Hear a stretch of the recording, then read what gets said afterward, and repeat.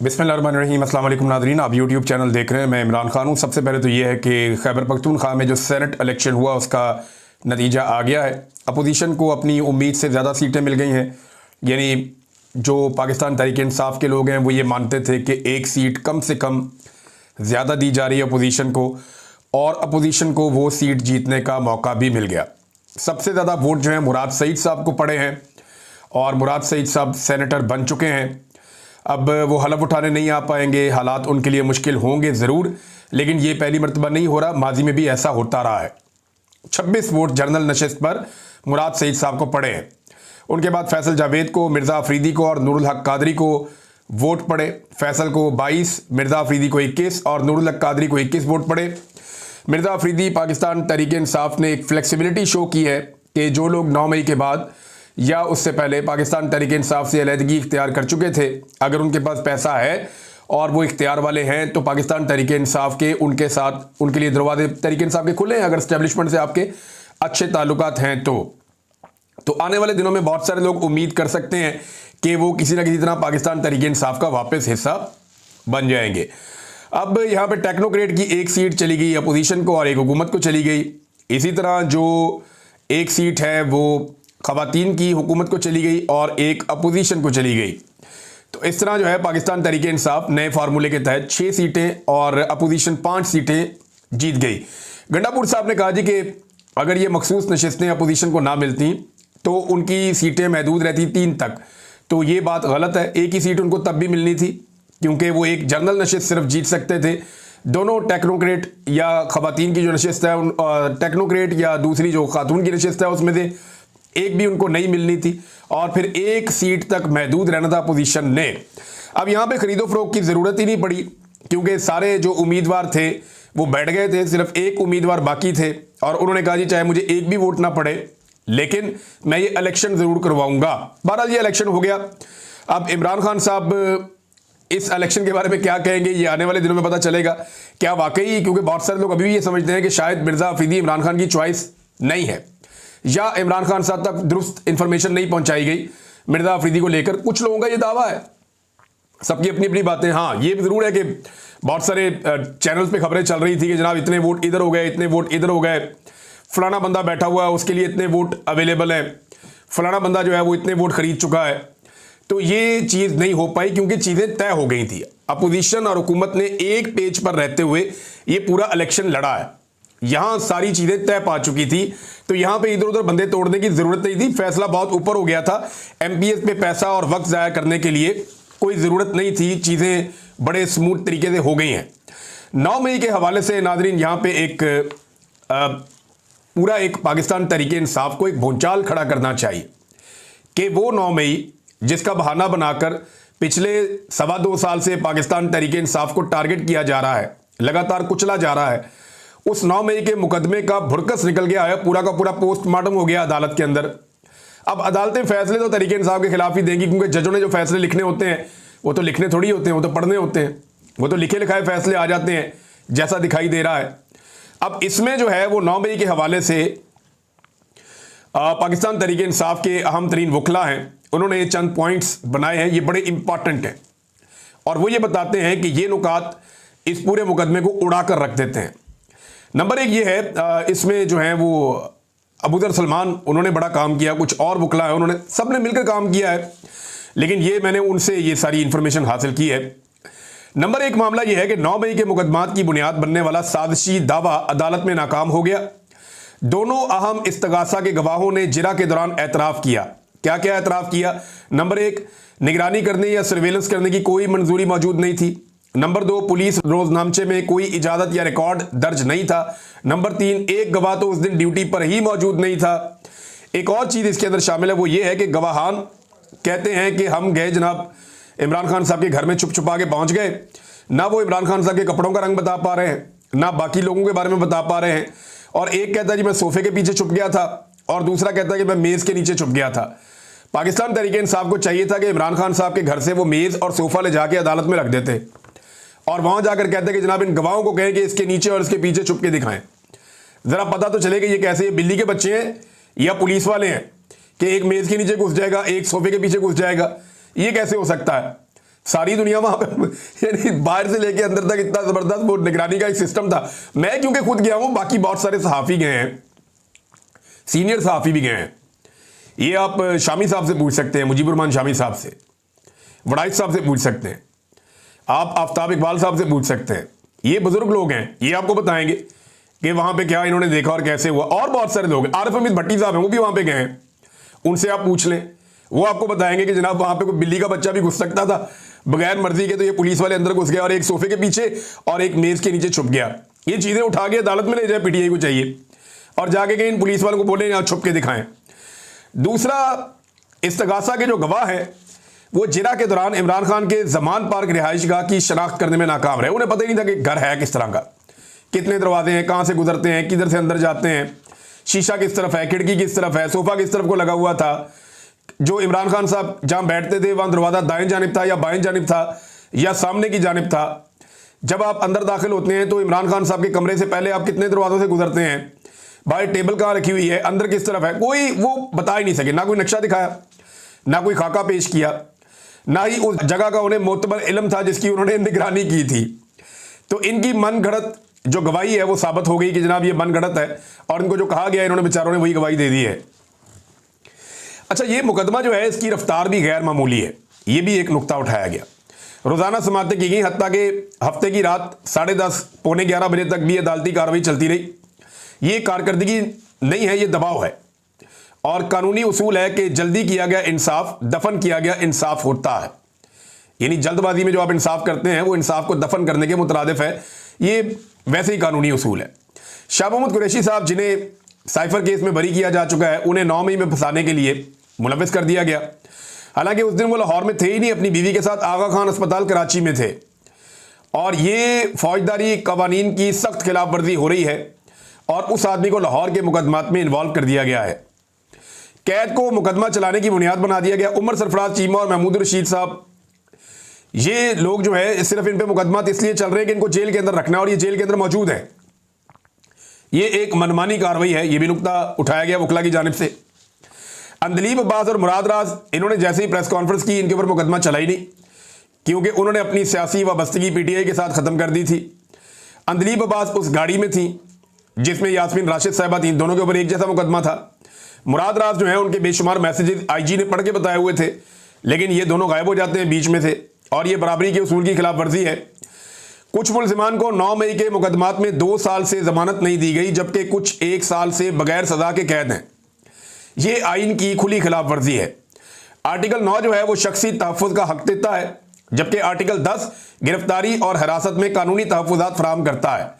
ये लंबी पेशगी कैद है, यानी प्री ट्रायल डिटेंशन है, ये जो कानून की खिलाफ वर्जी है, और ये बगैर ट्रायल के सजा दी जा रही है। तफ्तीशी अफसर ने दावा किया कि 9 मई के 30 दिन बाद शेरपाव पुल के करीब खुली जगह से वो डंडे और लाठियां उठाकर लाया, वहां से उसने बरामद किए। हालांकि उसने ये बात भी खुद तस्लीम की कि इस जगह रोजाना कंटोनमेंट बोर्ड सफाई करवाता है।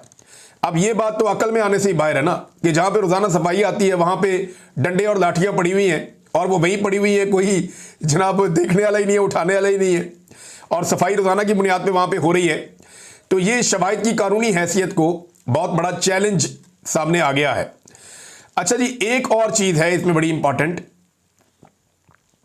इजाफी इल्जामात बगैर किसी बाकायदा इजाजत के शामिल किए गए हैं। जब भी कोई इल्जाम नया शामिल किया जाता है तो बाकायदा एक इजाजत ली जाती है, फिर वो इल्जामात शामिल किए जाते हैं, और इन इल्जामात के हक में किसी किस्म का कोई सबूत पेश नहीं किया गया, ज़बानी कलामी चीज़ें आकर बयान कर दी गई, एक कहानी सुना दी गई। ये कार्रवाई कानूनी इख्तियार से तजावज़ है और तरीक़ाकार के लिहाज से कालादम है, गलत करार दी जा चुकी है। कोर कमांडर हाउस जो कि मरकजी मकामात में से एक है, उसके आसपास कोई भी सीसीटीवी फुटेज अदालत में पेश नहीं की गई। बरियत देने वाले शवाहिद को छुपाना शफाफ ट्रायल के लाजमी उसूल यानी शवाहिद की फरामी की खुली खिलाफ वर्जी है। अच्छा जी, वाक़े के वक्त फौजी एहलकार इस इलाके में तैनात थे, लेकिन किसी भी फौजी को बतौर गवाह अदालत में पेश नहीं किया गया। ये इकदाम इस्तगासा की गैर जानिबदारी और तहकीकात की जो मुकम्मलपन है उस पर संगीन सवालात उठाता है। ये बड़ा सवाल है भाई, वहाँ तो फौजी मौजूद थे सर, तो फौजियों ने आगे गवाही क्यों नहीं दी? ये पुलिस वाले तो बेचारे बाद में कोई इधर से आ रहा है कोई उधर से आ रहा है, इनको पता भी कुछ नहीं है, ये गवाह बन रहे हैं।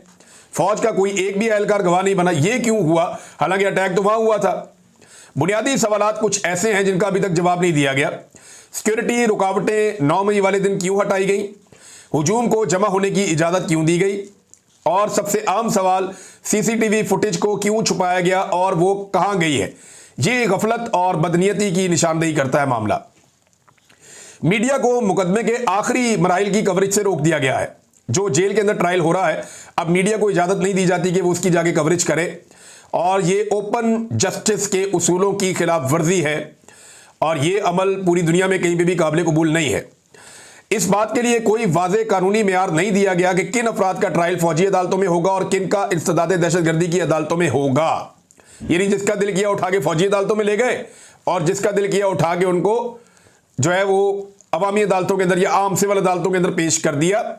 ये एक बड़ा अजीबोगरीब मामला था। इसका फैसला किसी जगह पे नहीं हुआ। ये फैसला साजी, मनमानी और गैर शफाफ और बज़ाहिर इम्तियाजी है। अच्छा, एक और नुकता यह उठाया गया कि सिविलियन अफराद का फौजी अदालतों में ट्रायल करना गैर आईनी है और दर्ज झेल कवानीन और उसूलों की खिलाफ वर्जी है। आर्टिकल 10 मुनसिफाना ट्रायल का हक, आर्टिकल 1753 ये अदलिया की खुद मुख्तारी, आर्टिकल 9 की भी खिलाफ वर्जी है कि शख्सी तहफ़्फ़ुज़, और आर्टिकल 14 की भी खिलाफ वर्जी है ICCPR बाइख्तियार खुद मुख्तार और गैर जानिबदार ट्रिब्यूनल में मुकदमा चलाने का हक। ये तमाम हुकूक किसी भी मुनसिफाना अदालती निज़ाम की बुनियाद हैं और इनकी खिलाफ वर्जी इंसाफ के उसूलों की नफी है। अब नाज़रीन, कुछ और नुक्ते हैं जो बड़े इंपॉर्टेंट है, वो भी मैं आपके सामने रखूंगा आने वाले दिनों में। तो ये एक और चीज़ बड़ी अहम, ये मैं अभी आपको बताता हूँ, आप हैरान हो जाएंगे। 9 मई के ट्रायल के दौरान कमरा अदालत में एक ऐसा मशकूक शख्स भी, ये मुख्तलिफ ज़राए बता रहे हैं, एक ऐसा मखसूस शख्स मौजूद रहा जो देखने में मशकूक लग रहा था। उसने हाथ में घड़ी पहनी हुई थी और उस घड़ी में 12 बज रहे थे। यानी वो घड़ी का टाइम ना ऊपर जा रहा था, ना इधर जा रहा था, ना उधर जा रहा था, वो 12 ही बज रहे थे घड़ी में। और ये कैसी घड़ी है जिसमें 12 ही बज रहे होते हैं हर वक्त। और एक वकील ने उस पर शक किया और उससे जाकर पूछा कि जनाब आप कौन हैं और ये टाइम क्या हुआ था ये बताएं। तो उस आदमी के चेहरे के तासुरात बदल गए, वो परेशान हो गया, उसका रंग उड़ गया कि ये मेरी घड़ी नोटिस हो गई है। तो मैं आपको ये बता देता हूं कि ये जो घड़ी है, इस किस्म का जो गैजेट्स होते हैं, ये चीज़ों को रिकॉर्ड भी करते हैं और चीज़ों को सेम टाइम में किसी और जगह सुनवाने की और दिखाने की सलाहियत भी रखते हैं। यानी ये ऐसा लगता है कि शायद इस ट्रायल को कहीं और भी देखा जा रहा है और सुना जा रहा है, और जज के ऊपर और अदालत के पूरे सिस्टम के ऊपर कड़ी नज़र रखी गई है कि अदालत में क्या हो रहा है, और अदालत से बाहर भी लोग इस ट्रायल को देख रहे हैं। वैसे देखने के लिए तो और 100 तरीके हो सकते हैं। बहरहाल ये जिसने हाथ में घड़ी पहनी हुई थी, ये मशकूक आदमी, इससे जब वकील ने सवाल किया तो ये घबराहट का शिकार हो गया। हत्ता कि एक पुलिस वाले ने सवाल किया, ये आयशा भुट्टा कौन है, ये क्या मसला है? वो यार मैंने उसको गिरफ्तार किया हुआ। कहते तुमने गिरफ्तार किया हो, तुम पहचानते नहीं हो? कहता नहीं, मुझे पहले बता दो वो कौन है, मेरे खाते डाल दी गई है। ये पुलिस वालों की हालत है कि उठा के एजेंसियों वाले ले गए लोगों को, और बाद में पुलिस वाले उनकी शनाख्त करते फिरते थे जेलों में जा जाकर के, शक्ल दिखाओ हमने किस किस को गिरफ्तार किया है, यानी हमारे खाते कौन कौन सा पीटीआई का बंदा डाला गया, हमें शक्लें दिखाओ। अगर वहां जाकर पहचानना पड़ गया अदालत में तो फिर हम क्या करेंगे। ये नाज़रीन हालत है 9 मई के मुकदमे की। पाकिस्तान तहरीक इंसाफ को यह मामला आलमी सतह पे और पूरी दुनिया में इंग्लिश में, उर्दू में, मुख्तलिफ ज़बानों के अंदर उठाना चाहिए। आलमी मीडिया को इसके बारे में बताना चाहिए कि 9 मई की हकीकत क्या है और उसमें से क्या निकला, क्योंकि बहुत प्रोपेगेंडा किया गया इस जमात के खिलाफ। एक सियासी जमात को कुचलने के लिए इसको इस्तेमाल किया गया। लाहौर से नाज़रीन जो कारकुन गिरफ्तार किए गए थे, लाहौर में रैली निकाली कारकुनों ने, दफ़ा 144C नहीं फिर भी लगा दी उनके ऊपर। तो इस पर ILF ने, इंसाफ लॉयर फोरम ने इनके मुकदमात लड़े जाकर। रात लेट नाइट तक ये लोग अपने पता करते रहे कौन कौन कहाँ पे पकड़ा गया है और कौन कौन से मुकदमात दर्ज हुए हैं। सुबह जब अदालतों में पेश किया गया तो ILF ने ये मुकदमात डिस्चार्ज करवाए हैं और अपने वर्कर्स को रिहा करवाया है। तो ये बड़ी अच्छी बात है कि अगर एक तरफ नाइंसाफ़ी हो रही है तो दूसरी तरफ लोअर कोर्ट्स में कहीं ना कहीं इंसाफ मिल जाता है, कहीं ना कहीं इंसाफ मिल जाता है। उस तरह तो इंसाफ नहीं है जैसे होना चाहिए। पाकिस्तान तहरीक इंसाफ अपनी तहरीक को आगे बढ़ाने के लिए पुरज़म है। सेनेट इलेक्शन अब हो गया कामयाबी के साथ, और जो वर्करों का हक था वो मार लिया गया। लेकिन अब इसके बाद देखना यह है, लेकिन अच्छी खबर यह है कि इसमें मुराद सईद सेनेटर बने हैं। मुराद सईद जिससे इस वक्त एस्टेब्लिशमेंट नफरत करती है, और मुराद सईद बड़े लंबे अरसे से रूपोश हैं मेरे ख्याल में उनको एक मौके के तौर पे भी लेना चाहिए मुराद सईद को अब, क्योंकि वो एक सेनेटर हैं। तो अब उन्हें, मुझे नहीं लगता कि ये निज़ाम ऐसे उन्हें जान से मारने की कोई हरकत करेगा या उन्हें जबरी तौर पे लापता करेगा इस वक्त, क्योंकि वो सेनेटर मुंतखब हुए हैं और सबसे ज़्यादा वोट लेने वाले सेनेटर हैं। लेकिन वो फैसला वो खुद करेंगे तो ज़्यादा बेहतर है। उन्हें ये देखना पड़ेगा कि क्या वो बाहर आते हैं तो उनकी पार्टी या उनकी जो सूबाई हुकूमत है वो उन्हें कितनी प्रोटेक्शन देती है और किस तरह से। अगर वो हलफ नहीं भी लेते तो मुराद सईद साहब जो है वो, बहुत सारे लोग कहते हैं कि अब शायद उनकी ज़रूरत है पार्टी को और उन्हें किसी वक्त शायद सामने आना पड़ जाए। लेकिन इमरान खान साहब ने उन्हें कहा हुआ है कि आपने अभी सामने नहीं आना, क्योंकि मुराद सईद को लेकर पाकिस्तान की मिलिट्री एस्टेब्लिशमेंट में जो टॉप के 2-4 लोग हैं उन्हें बहुत गुस्सा है और वो ये समझते हैं कि मुराद सईद बहुत सारे मामलात के लिए रिस्पॉन्सिबल है और मुराद सईद की वजह से इतनी शर्मिंदगी हुई कि इमरान खान को गिरफ्तार करने के लिए बार बार पुलिस जाती थी और नाकाम होकर वापस आ जाती थी। और वो सारे ऑपरेशन में मुराद सईद एक कमांडर की तरह इमरान खान के सामने मौजूद था और वो कारकुनों के साथ मिलकर इमरान खान को गिरफ्तार नहीं करने देता था, बल्कि जो जानलेवा हमले की कोशिश की गई एक दफ़ा अदालत के बाहर, वहाँ पर भी मुराद सईद ने अपने कारकुनों के साथ मिलकर ज़बरदस्त तरीके से इमरान खान साहब का दिफा किया। हालांकि वहाँ पे बहुत सारे लोग बहुत सारे गैजेट्स के साथ, बहुत सारी चीज़ों के साथ मौजूद थे, लेकिन वो कामयाब उस दिन भी नहीं हो पाए।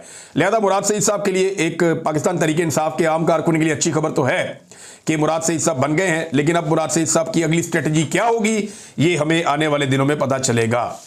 नादरीन, मेरे बारे में एक ट्वीट किया है अमाद यूसुफ ने, तो वो इतना कोई वायरल तो नहीं हुआ, लेकिन मैं ये चाह रहा हूँ कि वो मायूस ना हों और उनकी जो इन्फॉर्मेशन है वो मैं ख़ुद पब्लिक कर दूँ। वो कहते हैं इमरान रियाज के फ़रार होने की कहानी, आगे लिखते हैं कि कासिम सूरी की ज़ुबानी, आगे लिखते हैं वैसे कहानी में एक और ट्विस्ट था, will tell some other day. वो कह रहे हैं जी कहानी इमरान रियाज के फ़रार होने की कहानी है और ये कासिम सूरी की ज़ुबानी है। कासिम सूरी बता रहे हैं सोहराब बरकत साहब को इंटरव्यू देते हुए कि मैं कैसे निकला पाकिस्तान से और फिर मैंने ये देखा जब इमरान खान मुश्किल में तो मैंने इमरान खान की आवाज़ को बचाने के लिए उन्हें पाकिस्तान से निकलने में मदद दी। और ये बात कासिम सूरी ने नहीं बताई थी, ये पहले मैंने बताई थी। कासिम सूरी बाद में बोले थे, पहले मैंने खुद बताई थी ये सारी बात कि मैं कासिम सूरी की मदद से निकला हूँ, मैंने खुद पहले बताया, वरना वो तो इतना बड़ा आदमी है, वो तो ये कह भी नहीं रहा था, यानी उसने कभी मेरे से इसके बारे में दोबारा बात भी नहीं की।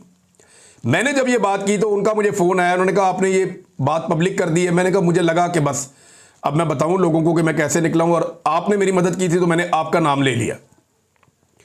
उसने मुझे बिल्कुल, कासिम सूरी ने नहीं कहा कि मेरा कभी नाम लेना या कोई क्रेडिट के लिए नहीं किया, उसने जो किया वो एक दोस्त के नाते किया था।